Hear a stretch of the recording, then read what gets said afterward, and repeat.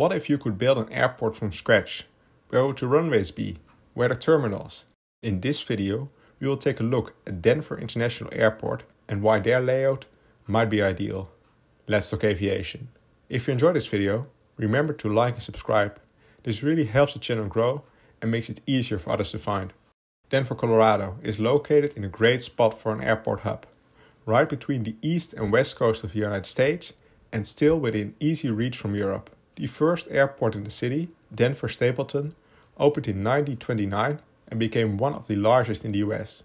Half a century after its opening, it became clear that there was no room for further expansion. A new airport had to be built. After 10 more years of discussions and 6 years of construction, Denver International Airport opened in 1995. The new airport is located more than 20 miles from downtown Denver and lays in a plot of land more than 50 square miles. This spot was chosen so that the airport has enough space to satisfy current and future demand. At the time of the opening, the airport had 5 runways, all 12,000 feet in length, 3 north-south and 2 east-west oriented runways. In 2006, 11 years after the opening, construction on a 6th runway was completed. 16,000 feet in length, the north-south runway is by far the longest of the airport. Currently, 3 airlines have a hub at Denver: United Airlines, Frontier and Southwest. Furthermore, almost all large American and European airlines operate regular flights to and from the airport. To understand why Denver has such an ideal layout for a high-volume airport, it is important to look at how the runways are located in relation with the terminals. The runways can be divided up into 4 sets, with the terminal building and concourses in the middle.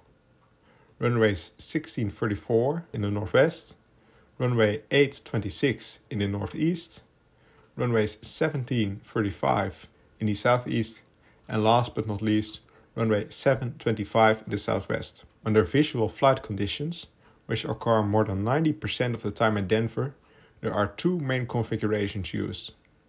The airport reaches peak capacity in an unbalanced configuration. This means that there are more arrivals than departures, or the other way around. When the airport focuses on arrivals, up to 266 planes can land or take off.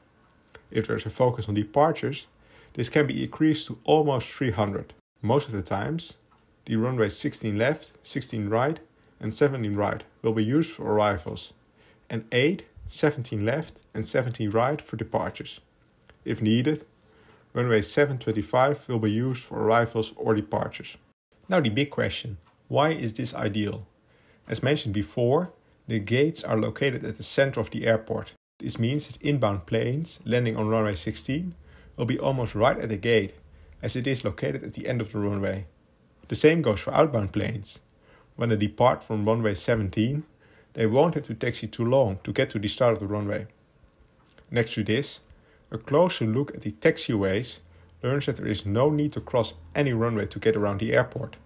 This is not only safer, but also reduces taxi times further. Another way Denver Airport increases capacity is by having some space between the different runways. In order to have simultaneous takeoffs and landings under instrumental flying conditions, the FAA requires at least 4,300 feet between the center lines of the runways. Another airport known for its parallel runways is San Francisco. Here the runways are only 700 feet apart, and this means that only under visual flight conditions simultaneous takeoffs and landings are allowed, and even then there are some further restrictions. Denver can have triple takeoffs and landings without any extra separation to avoid wake turbulence interfering, which again increases capacity. There are currently 6 runways, but it's still not enough for Denver Airport, as the 7th has been commissioned and is planned to open around 2028. This will almost certainly be not the last one added. In the master plan of the airport in 2008, there is place for 12 runways. In each of the quarters, the number of runways can double. They will all follow the same principle. The new taxiways will be laid around the runways to eliminate the need for further runway crossings. The concourses have passed by briefly.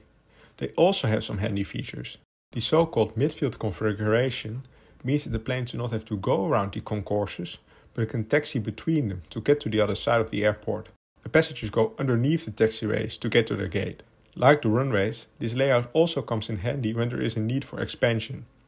The current existing concourses A, B and C can be widened to get more gates per concourse, and there is space to add 2 new concourses to the north. One of the largest airports by passenger numbers, Atlanta, also has this midfield configuration and did add concourses over time. Is Denver Airport without flaws? No. They currently have too few gates that cause major delays from time to time. However, expansions to the existing concourses are already under construction, and this issue should be resolved in the coming years. One thing that can fix is the geographical location. Denver, also known as the Mile High City, lies at 5,300 feet above sea level.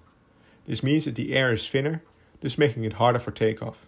They mitigated the issue by building larger runways than would be strictly necessary if the airport was at sea level.